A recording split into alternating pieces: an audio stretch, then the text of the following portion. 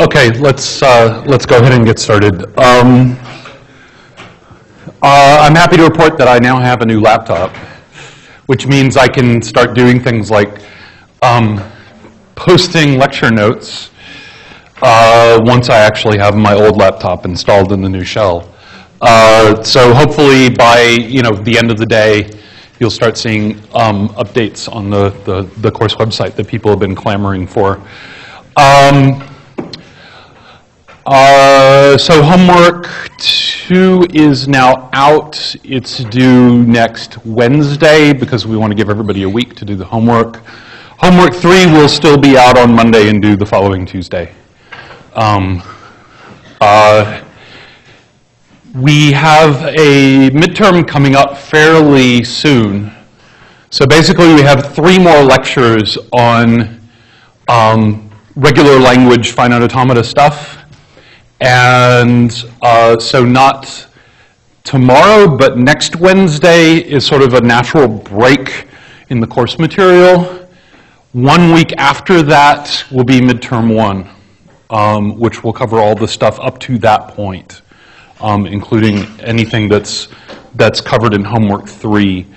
A couple of people have started asking me about the possibility of conflict exams, because inevitably there will be conflicts.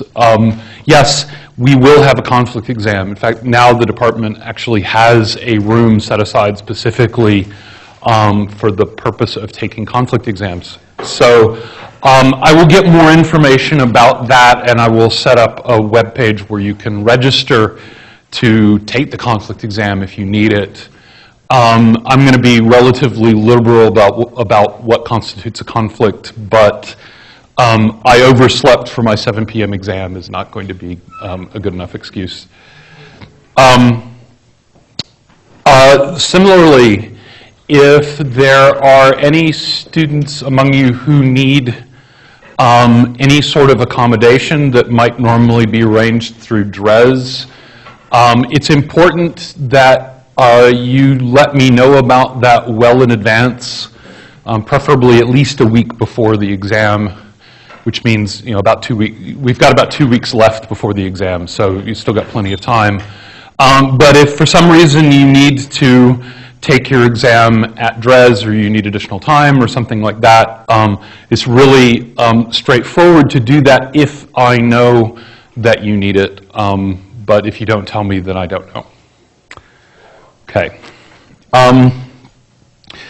You should have all gotten your homework 0 back, solutions back yesterday.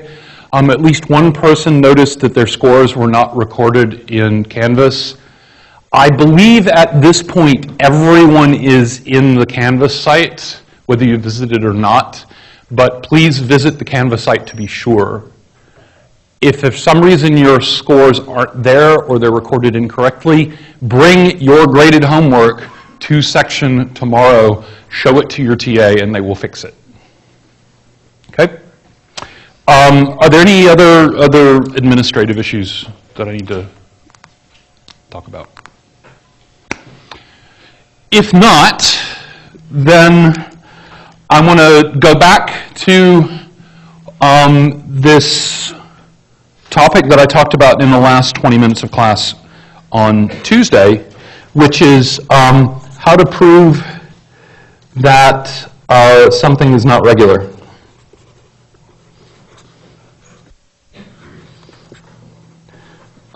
Of course, the only somethings you can possibly prove that are not regular is are languages. All right, so I give you a description of a language in English or with some set builder notation or something similar, and suppose I want to prove, suppose I want to prove that there is no DFA that accepts this language, or equivalently, there is no regular expression that describes this language. There, come on, you can do it. Other way.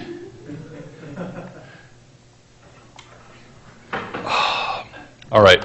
Oh, wait. It's trying. Oh, okay, good. I need a test pattern or something. I need like one of those things that looks like this, that has a picture of an Indian in the middle and some numbers on the outside. Okay, so I'll give you a description of a language. If I want to prove that the language is regular, there are, yes? Question? Sorry, this was actually referring to what you said, so we have any more administrative questions. Oh, I'm sorry. Let me take your question before I go on with this. Yes. So you got a new laptop and you're going to be posting lecture notes? Yes. Can you post older lecture notes as well? If you look on the main web page, under other resources, there's some pointers to older lecture notes. I will try to move lecture notes for older material, both the algorithm stuff from me and the finite autonomata stuff from other people, closer to the front so you can see it. I think it's all there. You just have to find it in the tree. And yeah, I mean, it's all there. If you can follow the links, they're all there, but they're not far enough up front that you can just go to it, right? So I need to do some editing to bring those further forward. Was there another question over here behind you? Or was it the same question? Okay. All right. Okay, so how do you prove that the language is regular? You can describe a DFA that accepts that language. You can write down a regular expression that describes that language. You can show that it's the complement of a language you already know is regular, or the concatenation of two languages you already know is regular, or the union of two languages that you already know is regular, or the reversal of a language that you already know is regular thanks to the homework. But none of those help prove that a language isn't regular. So the way we're going to do this, as I said last time, is I'm going to define an equivalence relation between strings that depends on the language that we have, that we're interested in. So pick your favorite language, Al.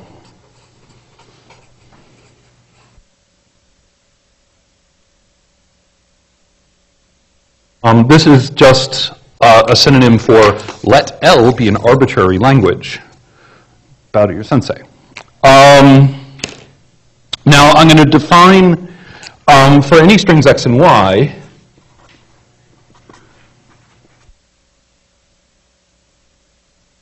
and I don't just mean strings in the language L, I mean any strings at all.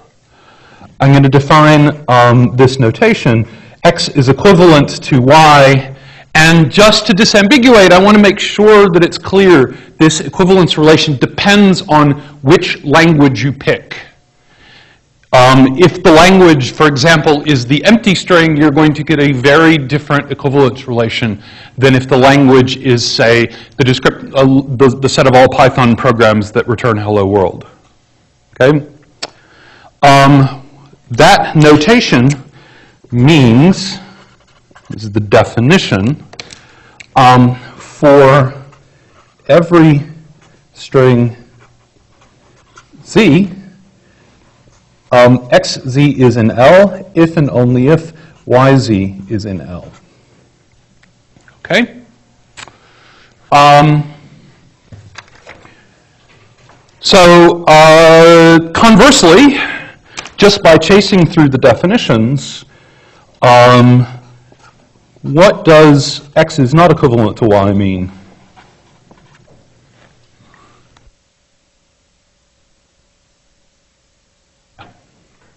For some z, z is in L and yz is not in L. Or for some string z, either xz is in L and yz is not, or xz is not in L and yz is. Okay? What we will say in this circumstances is that z distinguishes x from y. the way that you show that two strings are not in the same equivalence class, two strings x and y, is you say, well, let's take this string z, and if I glue it onto the end of one of the two strings, I get a string that's an L. And if I glue it onto the other one, I get a string that's not an L. So by gluing on this common suffix z, and I get one that is and one that isn't, I've distinguished x and y. I've proved that they're not in the same equivalence class. Okay? So let me give a concrete example here. Fold that over so we can keep it on the screen. I'm going to pick my favorite language L, which for right now is going to be the set of strings with an even number of zeros and an odd number of ones. Okay. And let me just pick two strings, x and y. I'm going to let x be 0, 0, 1, 1, and I'm going to let y be 0, 1. Now, notice, neither of these strings is in the language. One of them has an even number of zeros and an even number of ones. One of them has an odd number of zeros and an odd number of ones. So can we find a distinguishing suffix, z, that would take these two apart, that would distinguish between them?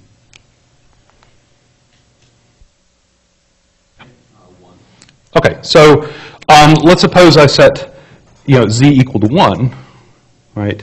Then xz is 0, 0, 1, 1, 1, which is in the language. It has 2 zeros and 3 ones.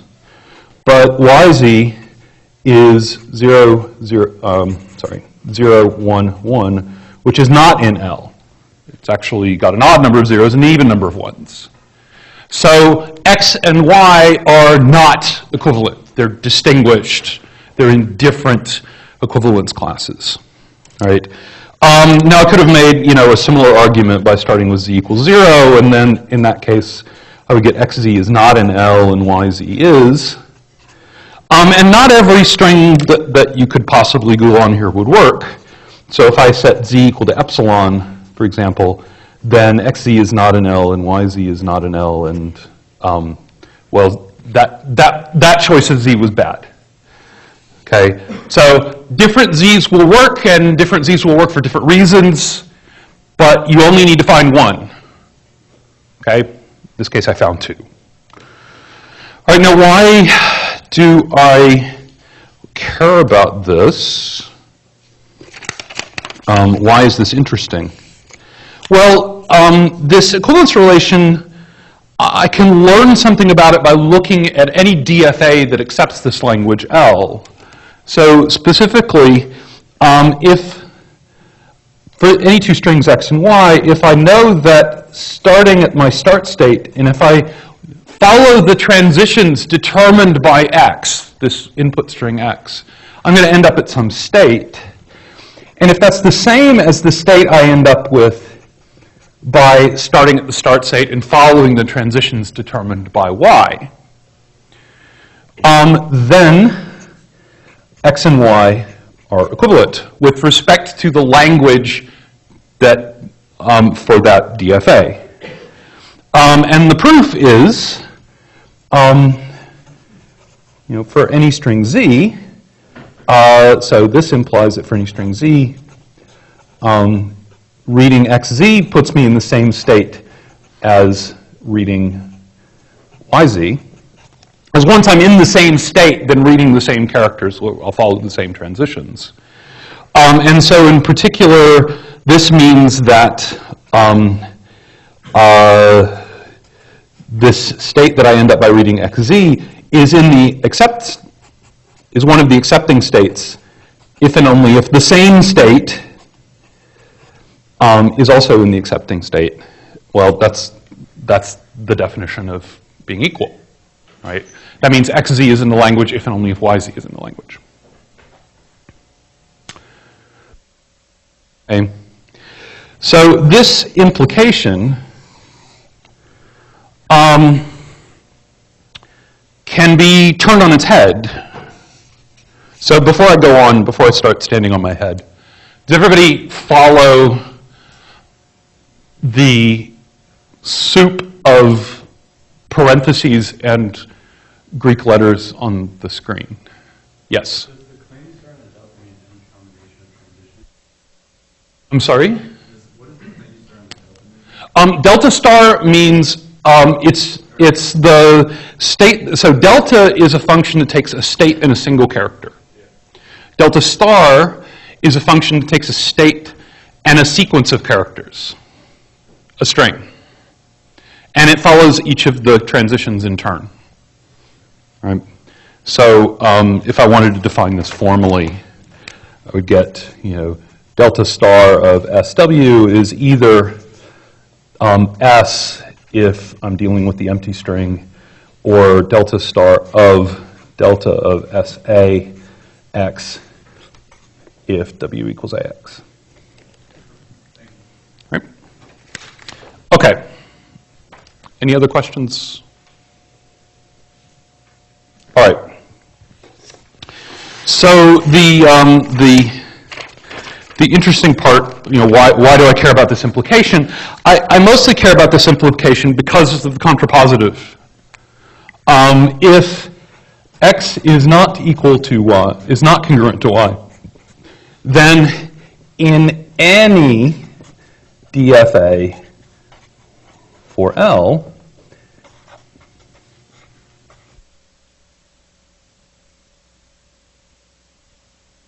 x and y lead to different states. Okay? So in particular, if I look at this language, strings with an even number of zeros and an odd number of ones, I found these two strings which I could show are not in the same equivalence class. They're not equivalent to each other. And so the immediate conclusion from that is if in whatever DFA I build for this language, x and y are going to lead to two different states. And one of the trivial consequences of that is the machine has two different states. So if I can find two strings that are not equivalent, that is a proof that you cannot accept this language with a one-state DFA. Now, that's a kind of trivial observation because there aren't that many one-state DFAs.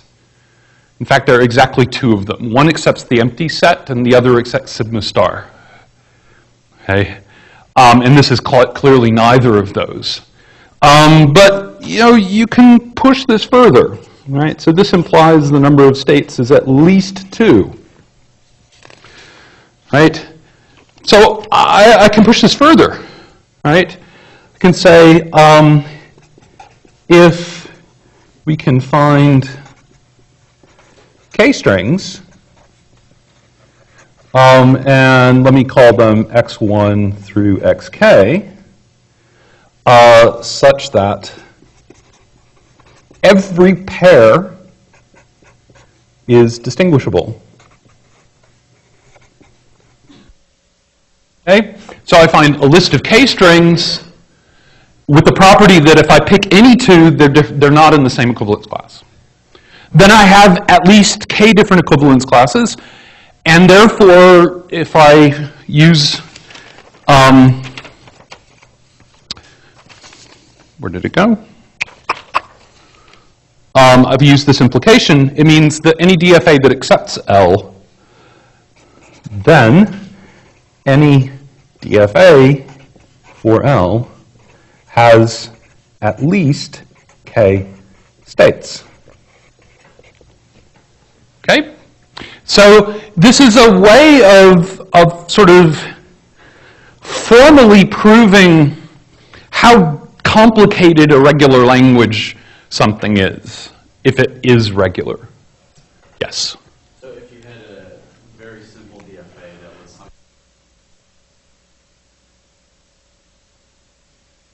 that k is only going to be 3.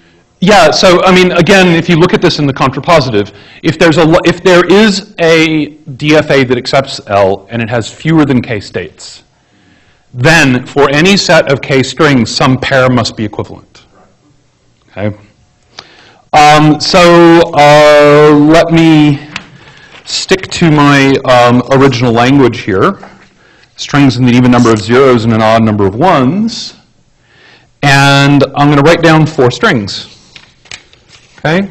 So let x1 be 0, 0, x2 be 0, 1, x3 be 0, 0, 1, x4 be 0, 0, 0.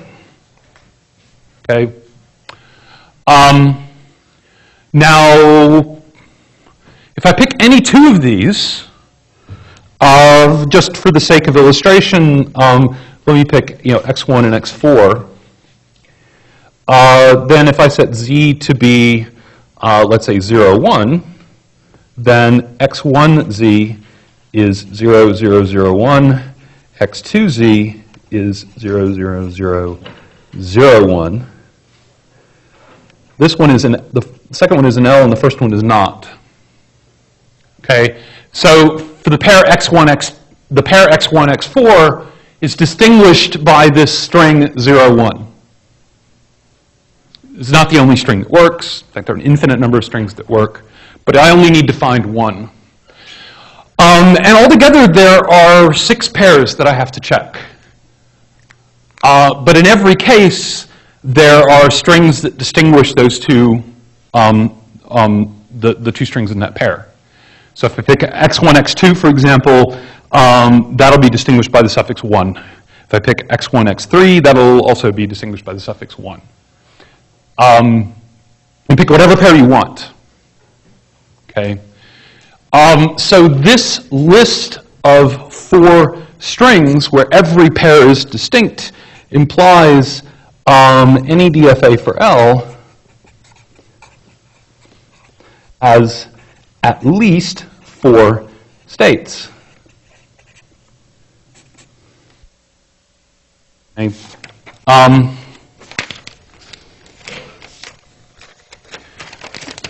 Now,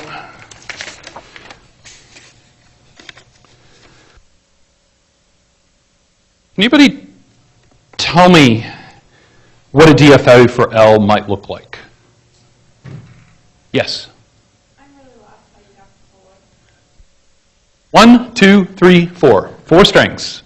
Each one must lead to a different state from every other because those 2 strings are distinct. They're distinguished by something. So here's, if I can show that x and y are not equivalent because they have this distinguishing suffix z, that means they have to lead to 2 different states. So x1 and x2 have to lead to 2 different states. x1 and x3 have to lead to 2 different states. How did you know to do 4 strings there? Oh, how did I come up with this list? I already knew that the answer was 4, and I just, magic. Okay.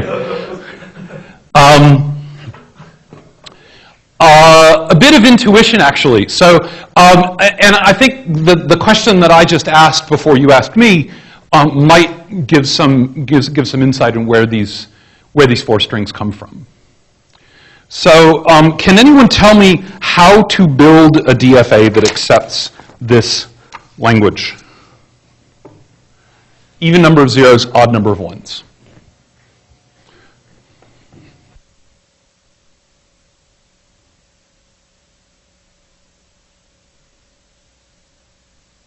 If you're reading the string, 1 character at a time, what information do you have to keep track of? So that when the string ends suddenly, you can say, oh, yeah, that had an even number of zeros and an odd number of ones. Number of zeros mod 2, and number of ones mod 2. So I need to keep track of 2 bits. How many different values can 2 bits have? 4. So the DFA that if you play with it for a while might occur to you. Looks like this. And let's see, even zeros and odd ones, so this one is the accepting state. Right? And each of those states corresponds to one of the possibilities of number of zeros mod 2 and number of ones mod 2. Right? So this is even number of zeros, even number of ones. This is odd number of zeros, even number of ones. This is even number of zeros, odd number of ones. This is even number of zeros, even number of ones.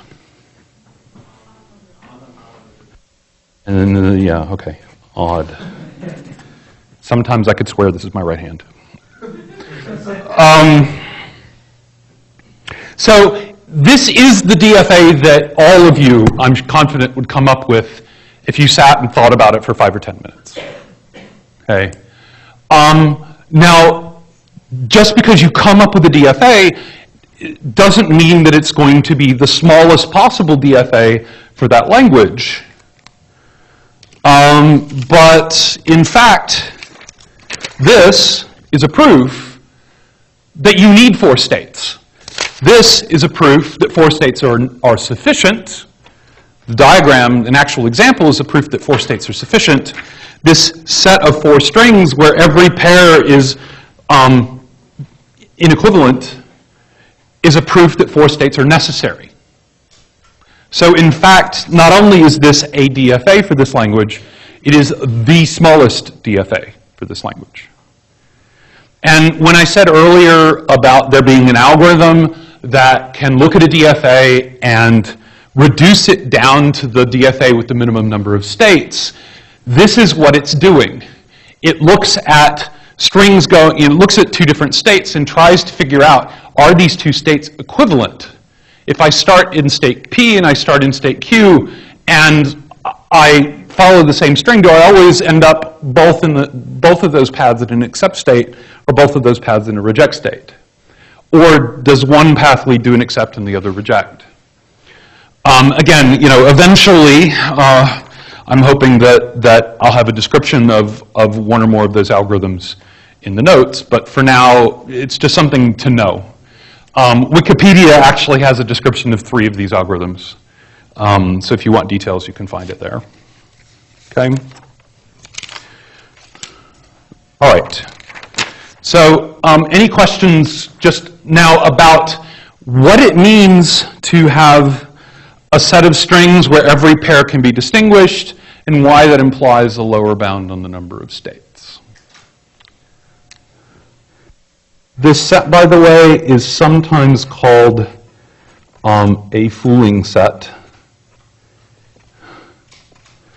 The idea being that if you don't have enough states in your DFA, then by starting your input with something in here, you can fool the DFA that's too small into accepting a string that's not in the language or rejecting a string that is. All right. So I can carry this even further. Suppose we can find an infinite set of strings, x1, x2, and so on forever, such that for all xi and xj, they're not equivalent. In other words, I can find an infinite fooling set for the language. Okay? Well, then, any DFA for L has at least an infinite number of states. Wait. This F means finite. This infinity means infinity, not finite.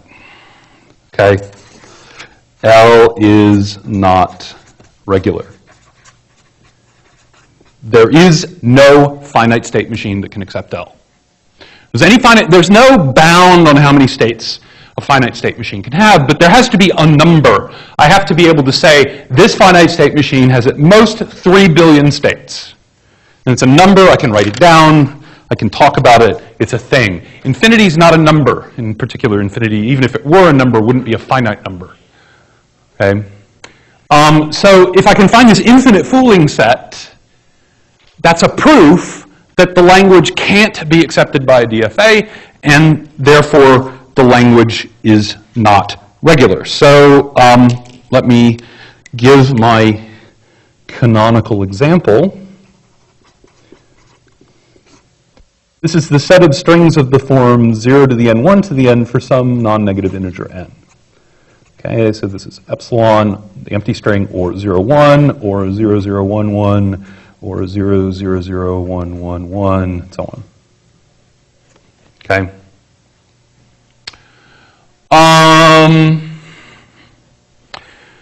Now, I claim that the following, yes, there's a question in the back. Is there a difference between countable and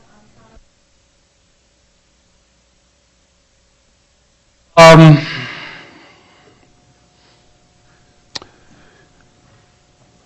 This is a very good question, which I've never been asked before, so I'm sitting here staring going, for purposes of this class, no. Whether that's true in general, no. It can't be uncountably infinite because the set of finite strings is countable. Right, good. So the question was, I used the word infinite, and I didn't specify whether I meant countably infinite or uncountably infinite, and the question is, does it make any difference? And the answer is, it has to be countably infinite because it's a set of strings, and the set of all strings is countably infinite. Or the TLDR is, no, it doesn't matter. Okay? So I claim that the following is I claim that this is a fooling set. I'm going to take the strings 0 to the n for some n greater than or equal to 0. Or in other words, the regular language 0 star. Now, no string in 0 star is also a string in L, except the empty string. Okay?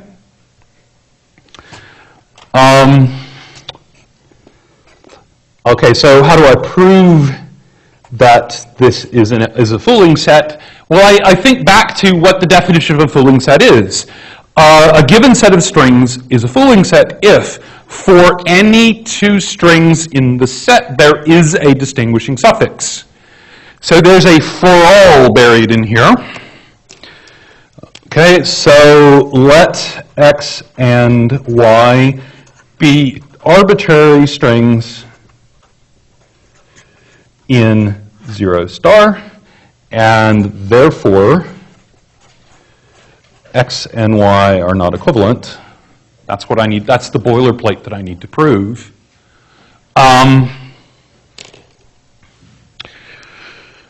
I'm not going to use induction. I know you wanted me to use induction, but I don't need to use induction. I can do this directly. If x and y are, if x is a string in 0 star, what does that mean? What does that tell me about the string x? What is the definition of 0 star? It's all zeros.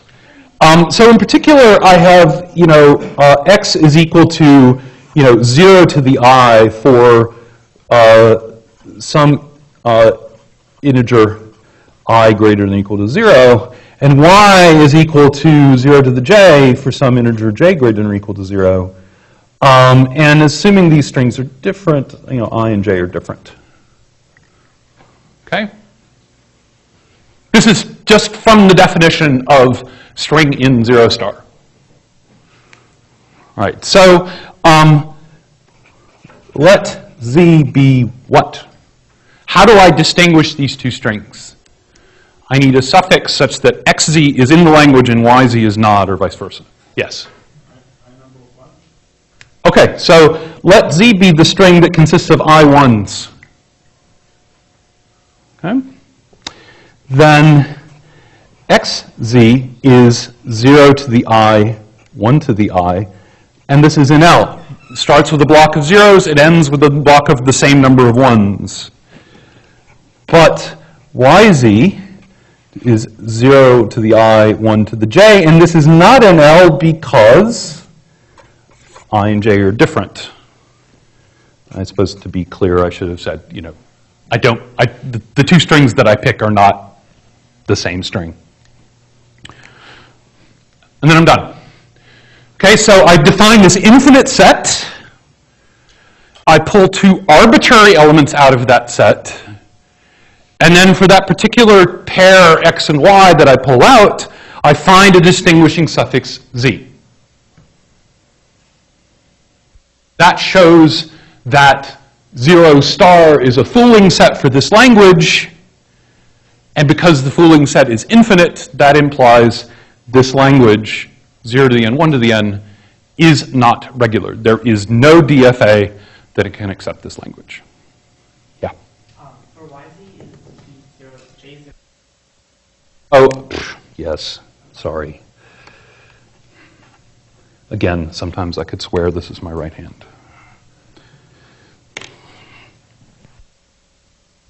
Okay? Right, so this is the general pattern, okay? To prove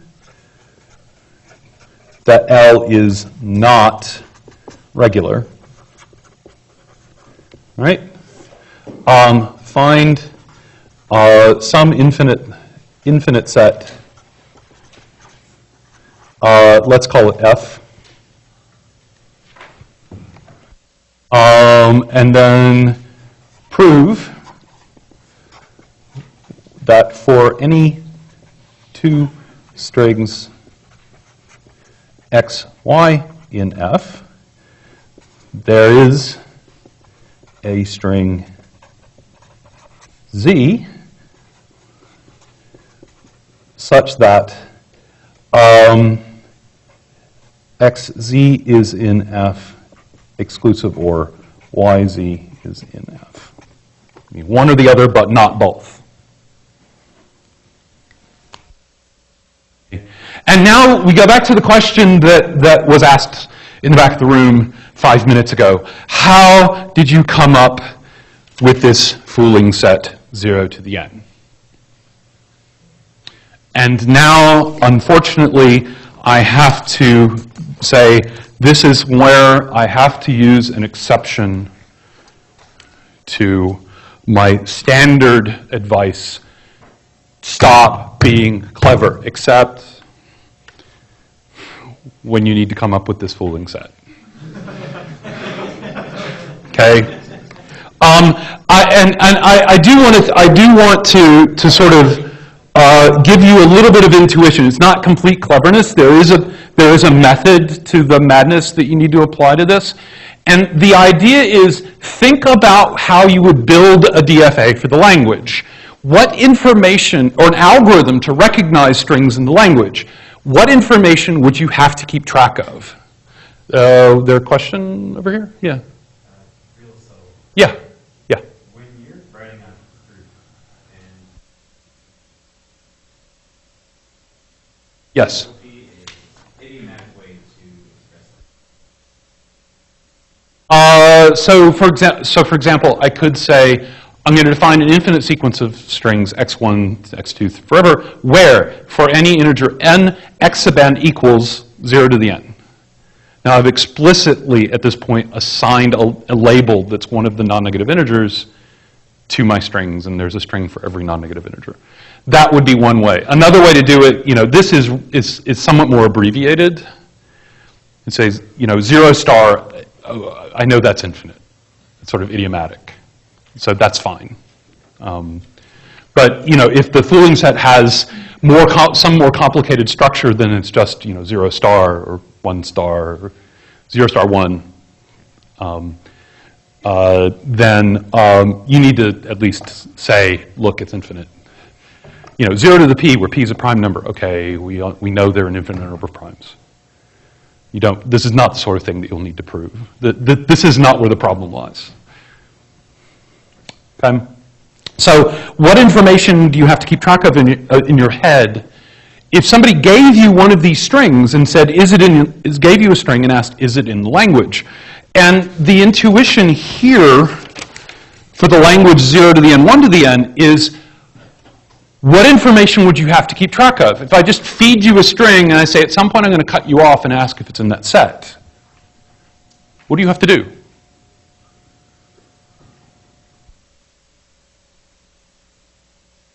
You have to count the zeros. You have to remember the number of zeros.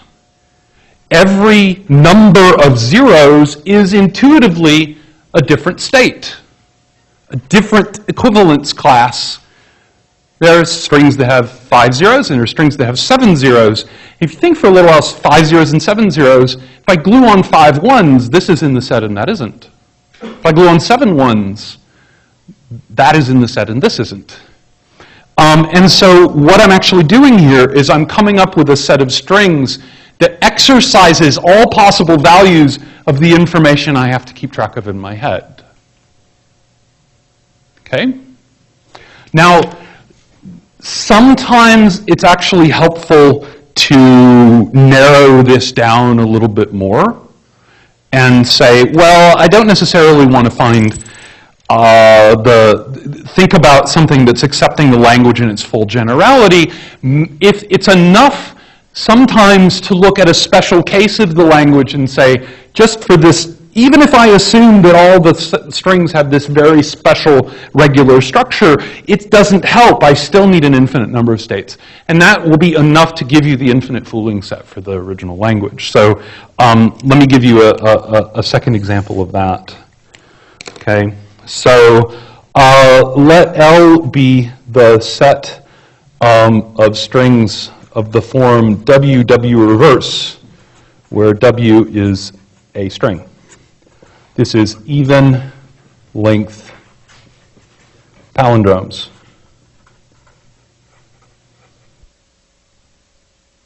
Right? This language is not regular. Not really surprising, because if you imagine trying to build a DFA to accept this language, what you would have to keep track of is all of W. And somehow you'd also have to keep track of, hey, where was the breakpoint between the first half and the second half? Basically, you just have to remember the whole damn string. Okay?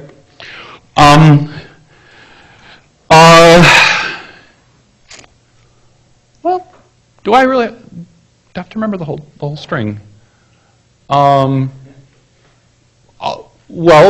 maybe actually I'm done. So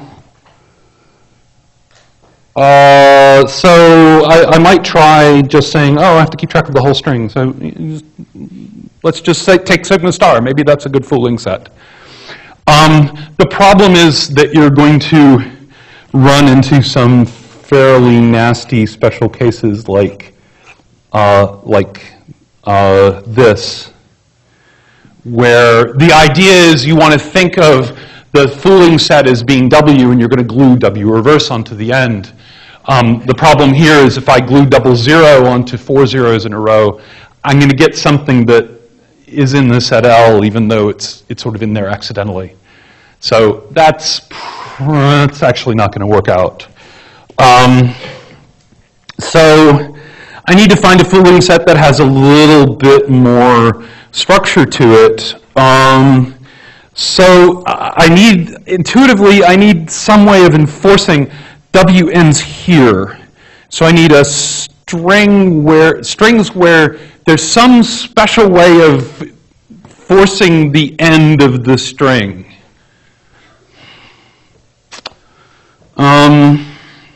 Anyone suggest anything?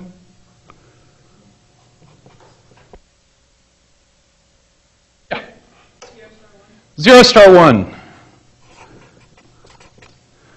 Okay, so let's see if this works. So I'm going to pick out 2 arbitrary strings from the language 0 star 1. And those 2 strings are going to be of the form 0 to the I1 for some I greater than or equal 0, and 0 to the J1 for some j greater than or equal to 0 and I and j are different, what should I take to be z? How do I distinguish these two strings?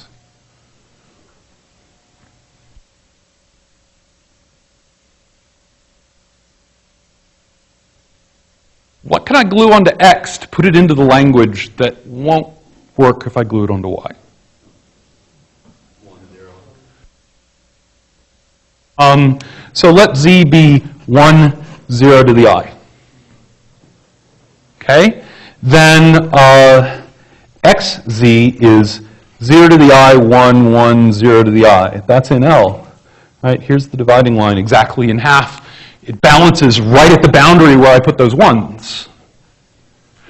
Right? On the other hand, yz is 0 to the j, 1, 1, 0 to the I. Now, I don't know where the dividing line is. All I know is it's not here between the ones. So wherever the dividing line between the two halves of this string are, actually, I guess if I can assume, without loss of generality, I is less than j, then the dividing line is going to be somewhere over here. But now the first half of the string yz is made entirely of zeros, and the second half of the string has ones in it. So it can't be of the right form, and now I'm done. There's my infinite fooling set. I just proved that the language of even-length palindromes cannot be regular.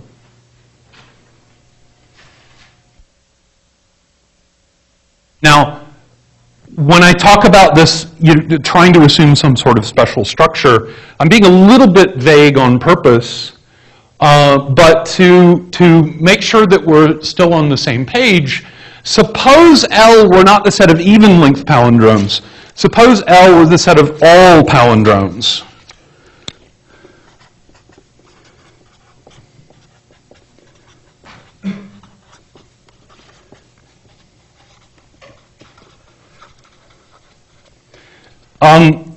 Can anybody suggest an infinite fooling set for this language?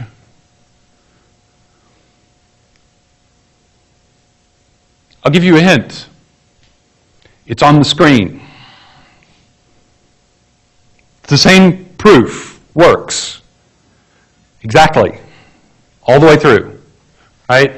I pick my fooling set to be 0, star 1. I pick out two strings, x and y.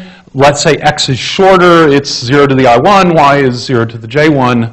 And then I glue on, the reverse of x to be my distinguishing suffix.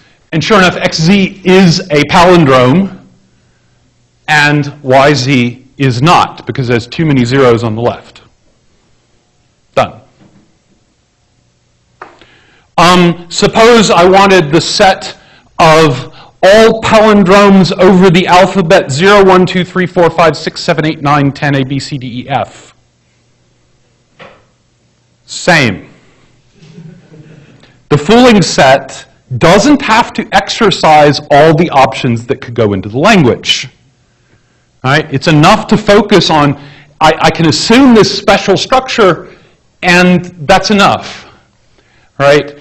Now, the actual special structure that what you're doing is you're really taking the intersection of L with a regular language and working with that. But it's not helpful to think of it that way. It's helpful just, how could I somehow enforce the structure of the proof that I want in the end? Is I want to pull out two strings and then I glue something on that puts one into the language and leaves one out. Okay? So we will see more examples of this in section tomorrow. And there are a couple examples of this in the homework. But before I stop and do the other mind-blowing thing, are there questions about this proof technique? So one last thing I should mention is that this is not the only way to prove that languages are not regular. In particular, if you go to Wikipedia or if you go to almost every automata theory class webpage on the planet, they will talk about something called the pumping lemma. The pumping lemma is another completely different technique that I don't want to talk about because there's just so much time. And the reason that I like this is that, in general, these proofs tend to be shorter and clearer, although they're not necessarily easier to come up with. And it's also, there's a nice symmetry to it, which says that L is regular if and only if there is no infinite fooling set.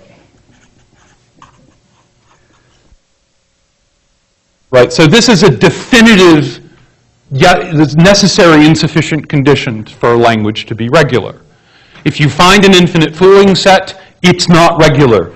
If there is no infinite fooling set, then it is regular. Whereas the pumping lemma, it's a little bit weaker.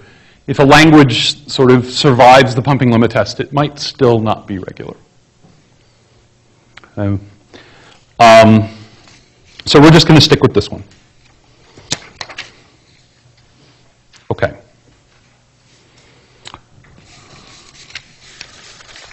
So,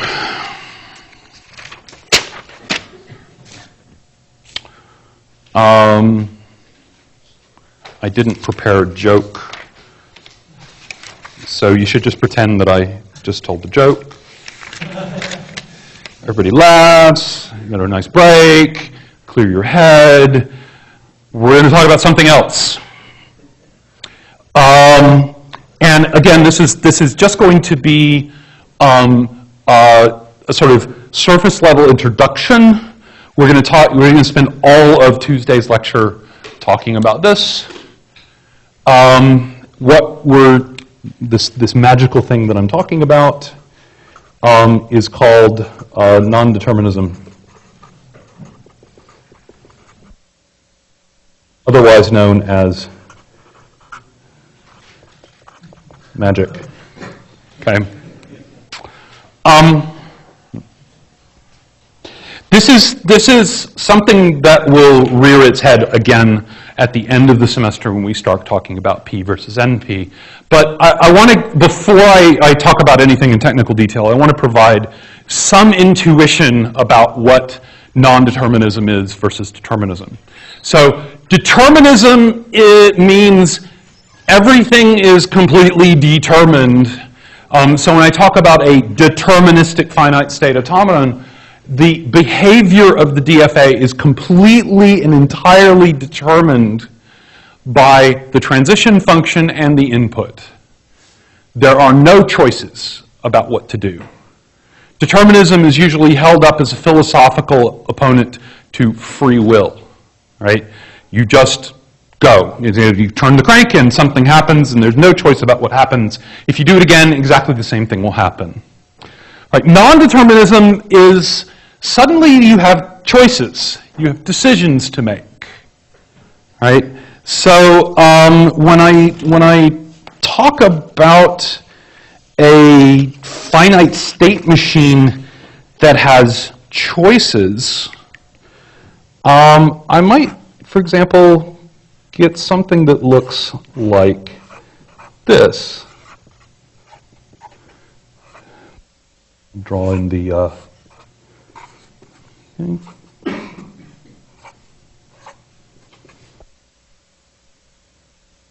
So this is a thing that looks like a DFA, but it's not a DFA because, why? Why is this not a DFA? Yeah. Right, if I'm in the initial state and I see a 0, what do? I have a choice. I can either go up to the top or I can loop. And there's another reason. Suppose I'm at the top state and I get a 1. What do? I cease to exist. it's undefined, but I don't know. Right? So you just vanish. You disappear from existence. So non-determinism is kind of a synonym for choice, but it's choice in the bizarre sense of at any time, if I'm in some state and I read a character, I have a set of choices, a set of states which I could go to next. That set could be empty. That set could be all sets, all states. It could be any combination in between. Okay?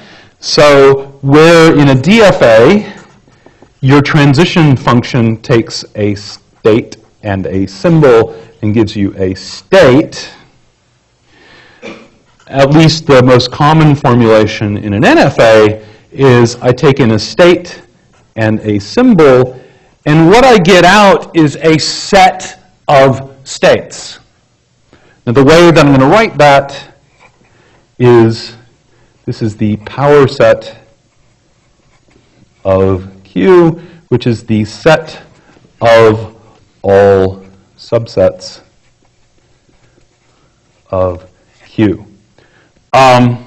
So why did I choose the notation 2 to the Q?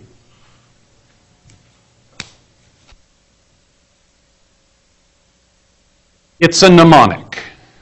If Q has 5 things in it, then the power set has 2 to the 5, 32 things in it. If Q has 16 things in it, then the power set has 2 to the 16 things in it. Okay?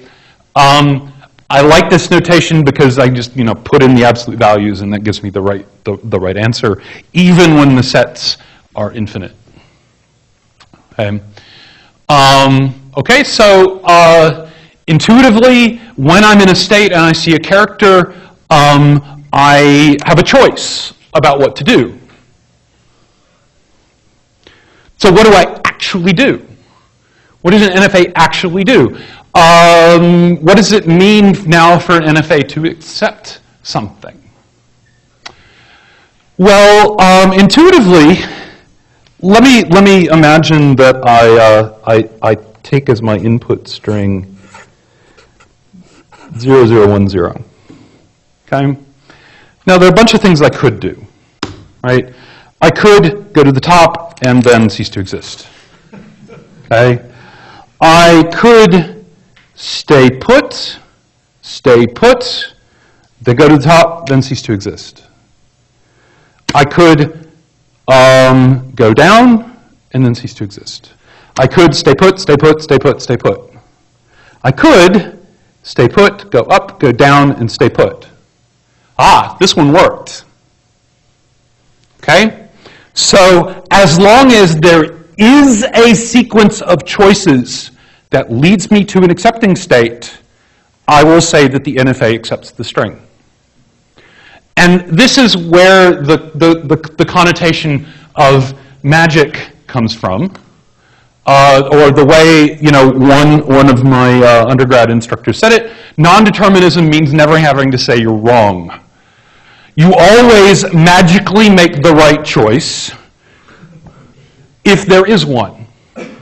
Right? Now, it's also possible, if I take the string 010, for example, there's nothing I can do. There is absolutely no way to get from the start state to this accepting state reading the string 010. My choices are not enough to get me to this accepting state. Okay? There has to be at least one set of right choices, but only at least one. There may be several choices that lead you down dark alleys. Doesn't matter as long as at least one of them works. So if you like, you can think of this as parallelism. Right? So imagine, if you will, that I have a DFA, that when I have a choice, I don't choose, I just spawn off a thread. So when I read 0, I go to this. In one parallel universe, I'm in the state at the top, and in a different parallel universe, I'm in the state on the left. Now sorry, I should have done this because I'm reading a 1. Now I read a 0. This thread spawns off another subthread. The thread on the bottom gets killed. Now I read another 0. Well, the thread on the top doesn't have any choice. The thread on the left spawns one going around, one going up. Now I have 3 active threads. Now I read the 1. The thread on the right spins in place, the thread on the top dies, and the thread on the left spawns off a new thread. One of the threads, and now the string ends. The computation is over. One of those threads is in an accepting state, and therefore I accept. So if you like, at the very end of the computation, I gather all the threads up and say, are any of you in an accepting state? As long as there's at least one accepting state, then I'm happy. Okay. There's a third way that you can think about this. You can think of it as a, advice, proof. Sometimes it's called an oracle. Okay. That's an actual technical term. Suppose I wanted to prove to you that the string 0100 is in a particular language. The language in this particular case is contains either 00 or 11. This is a language that we built a DFA for with the product construction on Tuesday. It had 9 states, and there was that weird thing in the middle that didn't belong. Okay. This is the language that this NFA accepts. So suppose I wanted to prove to you that 1001 belongs in this language. Well, I could do it as follows. I will tell you which choice to make. Follow along with me, if you will, as I go through the proof. First, I read a 1. Notice that there is a way that one of the ways I can transition from the left state on a 1 is to stay put. Next, I read a 0. Notice that one of the ways I can transition on a 0 is to go to the top. Next, I read a 0. Notice that one of the ways I can transition from the top is to go to the right. Next, I read a 1. Notice that one of the ways I can transition, given a 1, is to stay put.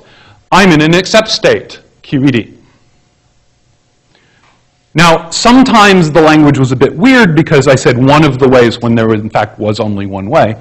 But sometimes it wasn't. So at the very beginning, when I decided what to do with the 1 and then later decided what to do with the 0, there was a choice, but I told you which one to choose. This is what a proof is. A proof is a guide for the reader to how to follow the logical steps to a given conclusion. When you're faced with a blank page, you know very well how hard it is to come up with the first step, and then the second step, and then the third step. But if I give you the proof and you walk through it, you're doing the same kind of logic, except I'm making the choices for what to follow for you. Right? Now, at the end of the semester, we talk about P versus NP. P is the set of problems that can be solved in polynomial time, problems that can be solved quickly. NP, intuitively, is the set of problems where I can convince you that the answer is correct in polynomial time. And the literally $1 million question is, are these two things the same? And the answer is, don't be stupid. Of course they're not the same. Everybody knows that it's easier to check someone else's work than to do your own. But nobody knows how to prove this. Right? Nobody knows how to prove that non-determinism really does help when you're thinking about arbitrary computational problems. The interesting thing in this context is that non-determinism doesn't help for regular languages. Any language that can be accepted by an NFA can also be accepted by a DFA and can also be described by a regular language. Adding non-determinism to the model doesn't give you any more expressive power. You get the same languages. It does get you something more efficient. I only needed 4 states to describe this language instead of the product construction, which gave me 9, and one of which I could throw out, so 8. Okay. So to give another example, here is a nice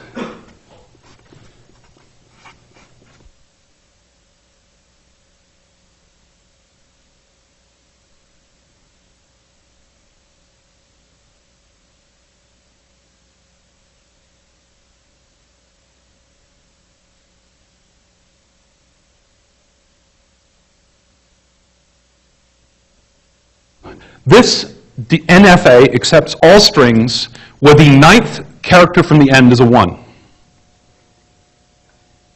Right? It has 10 states, I believe. Right? And at some point, the thing that you guess, the choice that you make is I see a 1, I get to decide, do I think this is the 9th character from the end? Yes or no? If I decide, I think it is, then you follow this transition to the side. And at that point, you're on this straight track to the end. Bang, bang, bang, bang, bang, bang, bang, bang. The string is over. Yes, I accept. I made the right choice. No, crap, and I cease to exist. Okay? On the other hand, if I decide, no, this 1 is not, I don't think this is the 9th character from the end, and you stay in loop, and then it turns out that it is the 9th character at the end, you go, ah, crap, I made the wrong choice 10 steps ago, and you cease to exist. So when all the smoke clears, it looks very much like, the Doctor Who version of DFAs. Somehow, magically, he always does the right thing. And it always works. You pull out the sonic screwdriver, you reverse the polarity, boom, done. But if you wanted to build a DFA for this language, the minimum DFA for this language has 512 states, because you have to remember the last 9 symbols. And if you wanted to, you could prove that this language would need 512 symbols by constructing a fooling set consisting of all strings of 9 symbols and showing, yeah, in fact, I can fool this. I can make it do whatever. I can, for any 2 of them, I can fool one and not the other. Okay.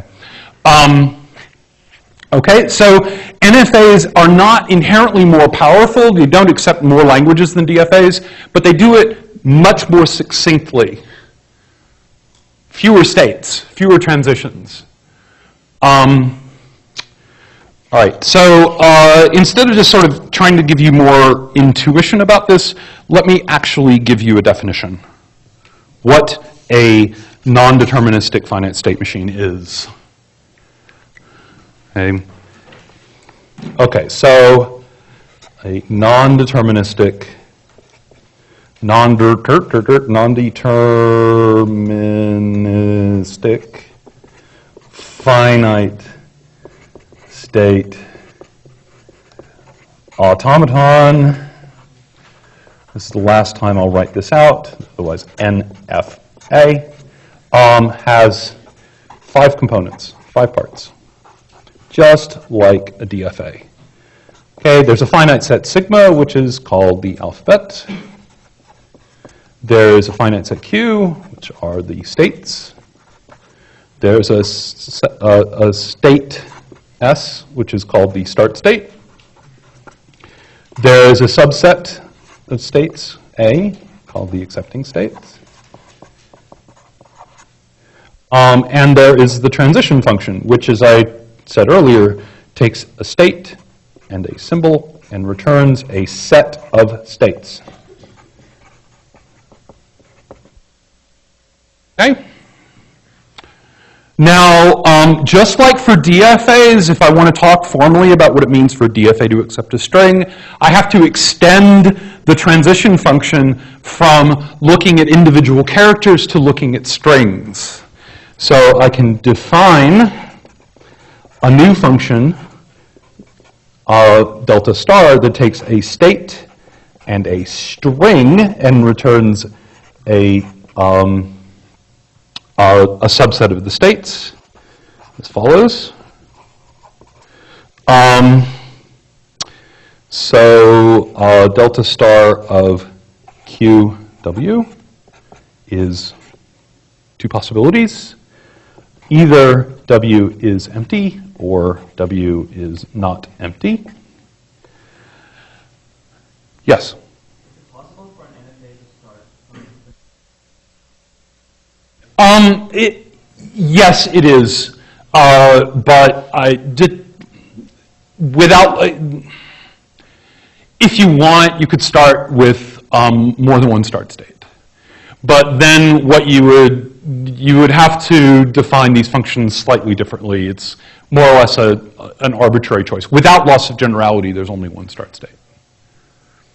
Yeah? Isn't there something like where you can stop? Okay, so somebody brought this up either last lecture or the one before it. What about blind transitions, where you don't consume any input, but you change from one state to another? In the context of NFAs, those are usually called epsilon transitions. Yes, you can have them, and we'll talk about those on Tuesday. But for the baseline definitions, the baseline definitions are simpler if I don't have epsilon transitions. What we'll do on Tuesday is I'll say, okay, here's an epsilon transition. Notice you can get rid of it. Right? So for any NFA with epsilons, you can turn it into an NFA without epsilons. Right? Okay, so if the string that you're reading is empty, you don't change. You stay put. So I started in state Q. The set of states that I can get to consists entirely of the set containing Q. Notice I go from a state to a set of states. That set has only one element, but it's a set.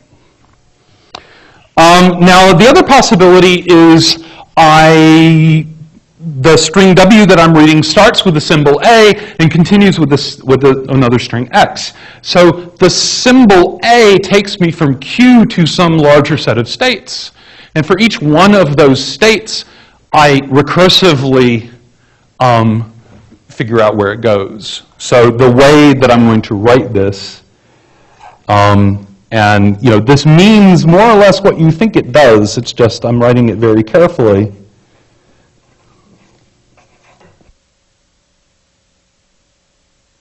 Okay. For every possible state P that I can get to in one step from Q by reading symbol A, right? So this is a set, delta of QA. That's a set. Where can I get if I'm standing at Q and I see an A? Where can I go? Well, over all possible places P that I can go, recursively start at P and read the string X. This is recursively a set, so I'm taking the union of a bunch of sets. I get a set. Okay. The way you should think about this transition function is the threads model. I start with a single token at state S, and then when I do the transition, I spawn off parallel threads, one for every possible following state. Right. And then finally, an NFA accepts the string W if and only if